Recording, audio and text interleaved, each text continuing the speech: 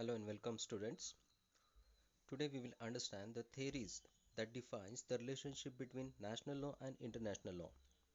So, it is necessary to understand the national law and international law simultaneously. So, why there was a need for developing a theory for understanding the relationship between international law and national law? So, as we know, international law developed, but it was not that rapid development of this international law. So, they required a need to develop theories to know the status of international law and the necessity of international law while applying it in the national law or vice versa.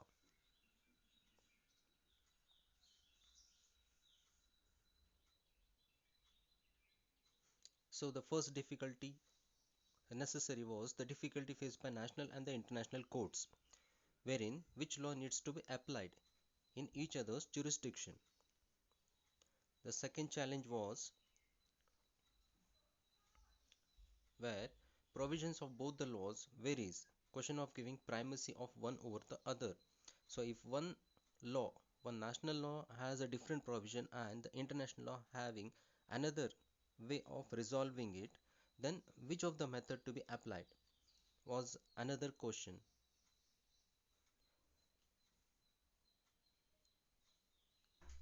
Dependence on cooperation and support of the national law was also an concern, and jurists from all over the world, from different countries, were having different views on the application of international law and national law. So, there was a need to develop a theory in regards to its application. Principally, there are two theories, that is dualism and monism, and the rest of the theories are based on these principal theories. So, to start with dualism,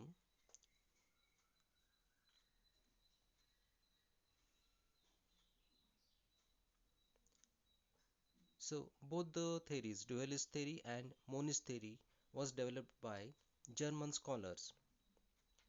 Both the theories were developed in the 18th century, but both the theories got recognition in the 19th century since the international law was developing rapidly and was felt that international law is necessary in application of its subjects all over the world universally. This theory was later on followed by Italian jurist Ancelotti, who developed it and took it forward.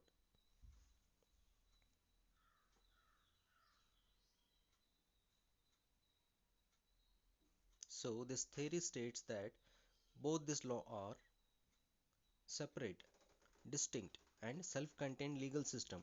Since most of the countries were not following the international law, so they tried to state that both are different laws, different legal system.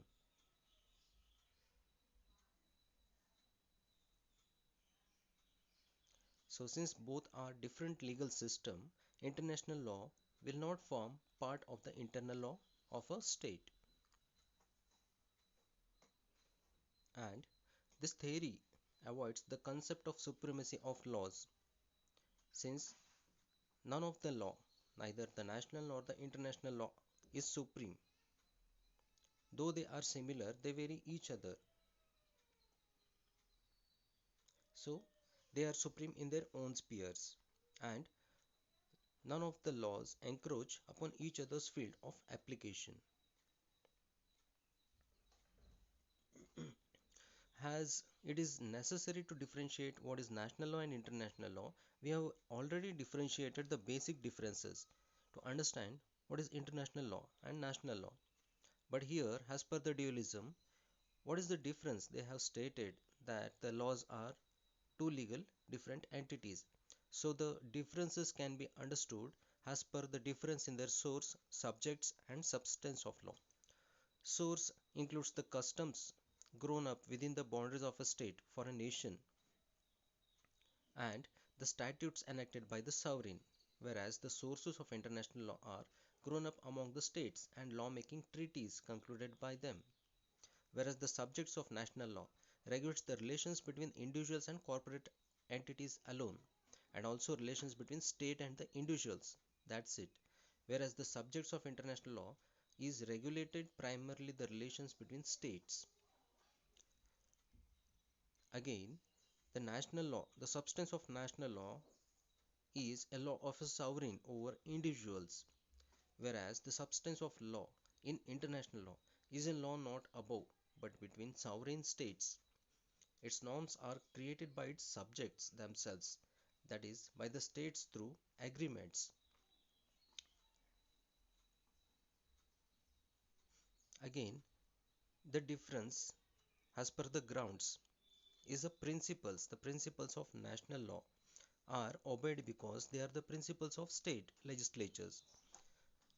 Hence, there is a legal sanctity. You will be punished if not uh, obeyed the laws, national laws.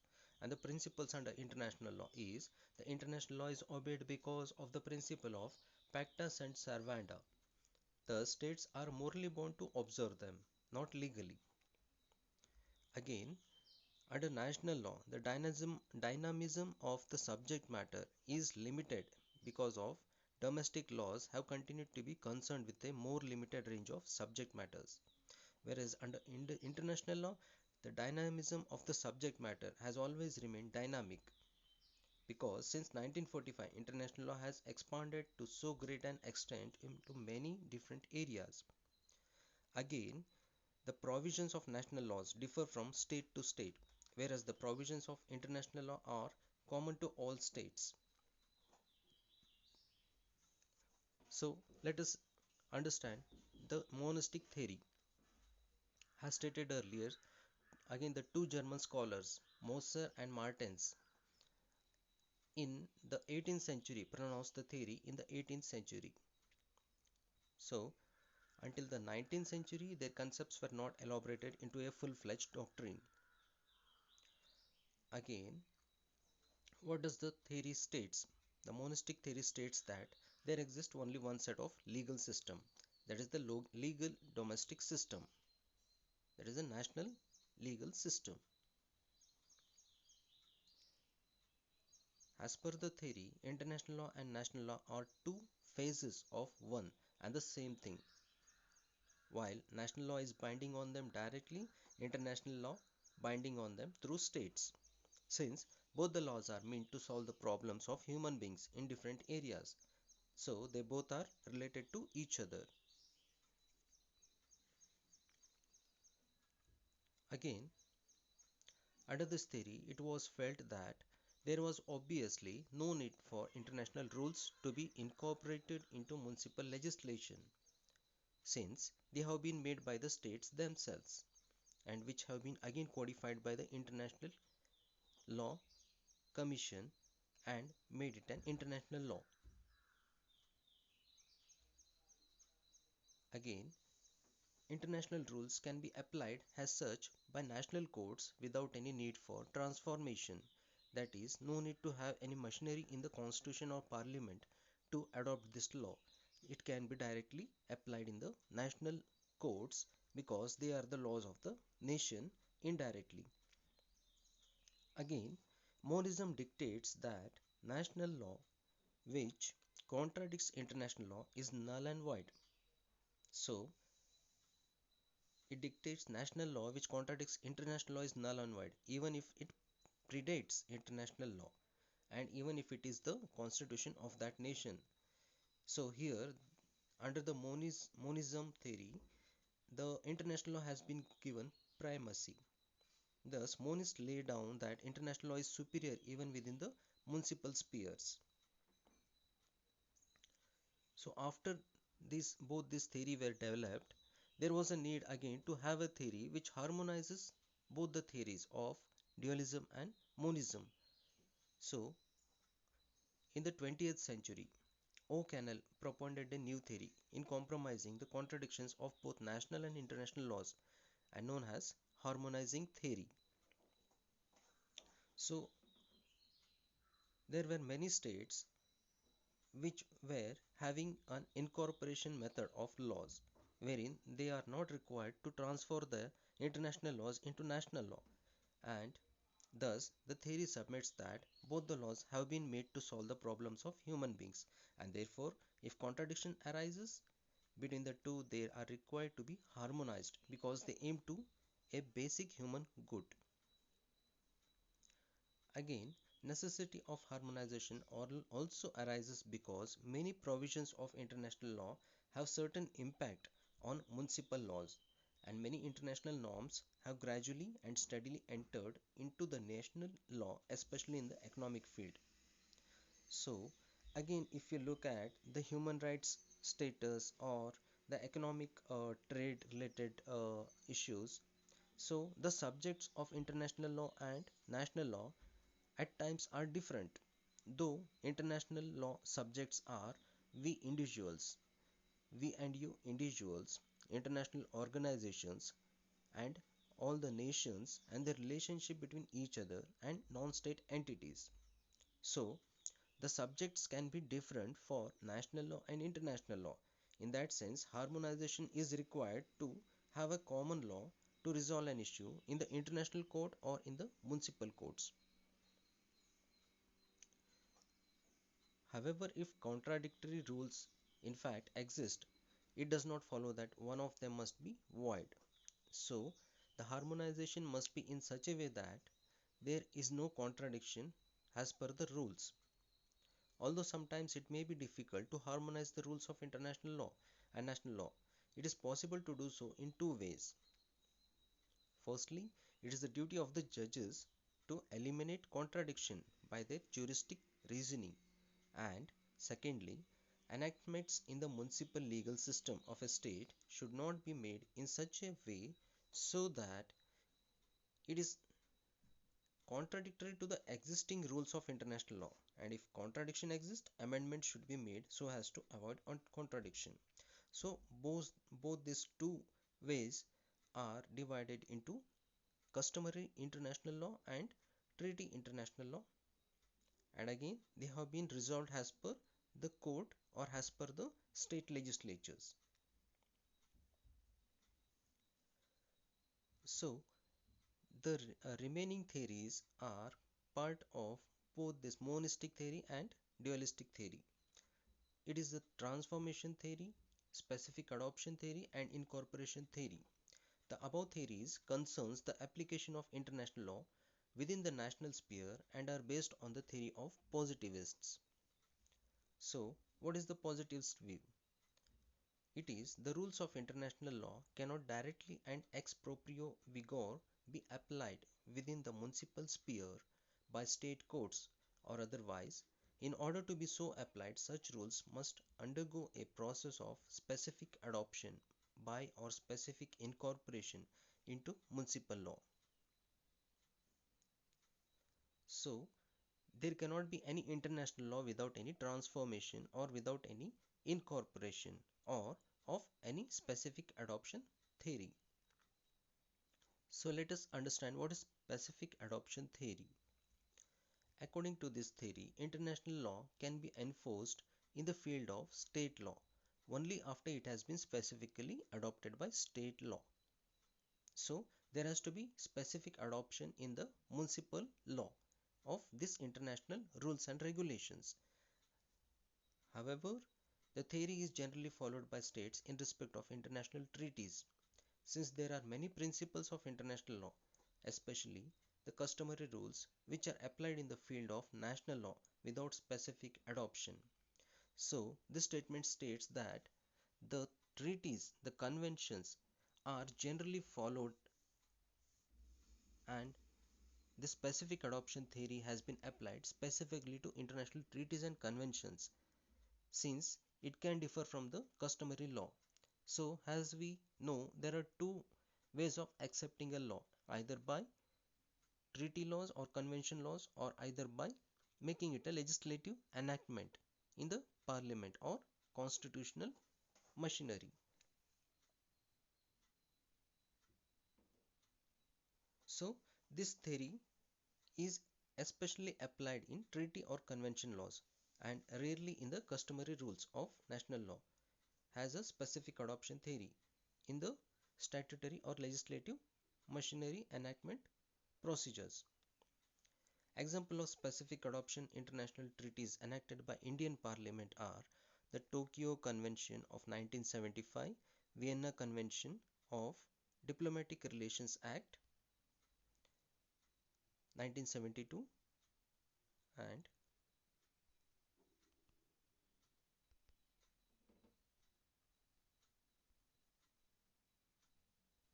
the Anti-Apartheid United Nations Convention Act 1981, the Anti-Hijacking Act 1982, the Suppression of Unlawful Act Against the Safety and Civil Aviation Act 1982, International Monetary Fund and Bank Amendment Act 1982, so deserves a special mention since all those enactments are followed since 1975 until the 20th century, and so on we are following the conventions and treaties as per the specific adoption theory. So let us understand what is transformation theory and is it similar to specific adoption theory? So according to the exponents of this theory, the rules of international law to be applied in the field of national law must undergo transformation. So the theory is based on eradicating the alleged differences of treaty rules acting as promises on the one hand and state laws or regulations acting in the nature of command on the other.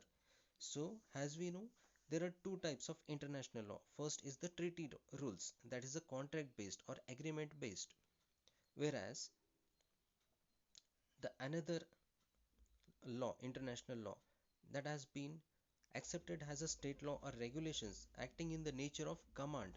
They have to be followed or else you will be penalized for not accepting the legal enacted laws. So this theory is based on removing the differences between the international law and the laws which has been codified in the nation as a single law to be followed as per transformation. So transformation of the treaty into national legislation alone validates the extension of the rules set out in international agreements to individuals of that particular state. So here it is a question of transforming a treaty into national legislation. So an international treaty has to be converted into national legislation. Then it becomes a rules and as per the set out international agreements to individuals of that particular state. So again, there is a criticism for this theory since it can be generally followed by states only in respect of treaties. Again, international treaties are followed and not the customary rules. Since there are several principles of international law which are applied in the field of state law without any transformation, so the same criticism of specific adoption theory applies here since there are a lot of international laws which has been applied by the state without any transformation. The example is the headquarters agreement between USA and the United Nations. There is no transformation under the headquarters agreement by the USA and the United Nations. Whatever treaty agreements are done in the international level, they all are by default the national laws of USA. So, to understand what is incorporation theory, it is better to differentiate between incorporation theory and transformation theory. Both are one and the same, but it differs slightly in terms of accepting international law into national law. So, what is incorporation theory? Incorporation theory adopts international law into municipal law just because it is international law, whereas transformation theory requires a deliberate act on the part of the state concerned. Again, incorporation theory implies that rules of international law are part of national law unless excluded. So, here the international law are by default national laws until and unless excluded or not accepted by the country, and whereas the transformation theory implies that rules of international law are part of municipal law only if deliberately included, that is, through the parliamentary system or legislative machinery. So, let us come to the delegation theory. This is the last theory, wherein prior to this theory, the transformation theory, incorporation theory, and the specific adoption theory was criticized. In answer to the above theories, the critics have put forward a theory of their own known as delegation theory. So, according to them, the international law delegates the rule-making power to each state in accordance with the procedure and system prevailing in each state, in accordance with the constitution and rules of that state, and the treaty or any other conventions. So, there is delegation of right to every state to decide for itself when provisions of a treaty or convention are to come into effect and in what manner they are to be incorporated in the law of the land. So, the procedure and methods to be adopted for this purpose by the state are a continuation of the process begun with the conclusion of the treaty or convention. So, since the convention or the treaty concludes, the process of making it an adoption of the national law becomes a responsibility of that international delegation, which guides the national legislature. So, there is no transformation, there is no fresh creation of rules or municipal law, but merely a prolongation of one single act of creation.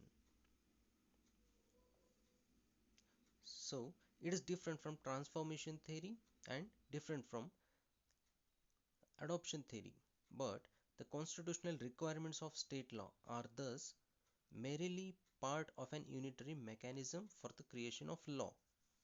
So, the constitutional requirements of a state law are thus merely part of a unitary mechanism for the creation of law.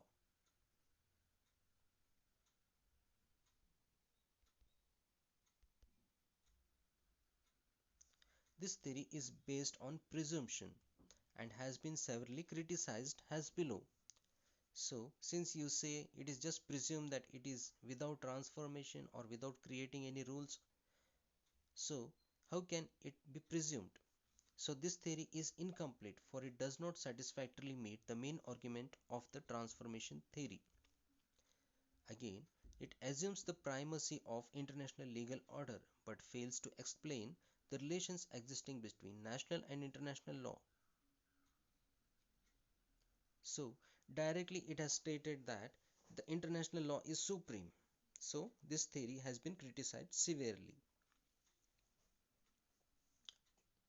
Thank you.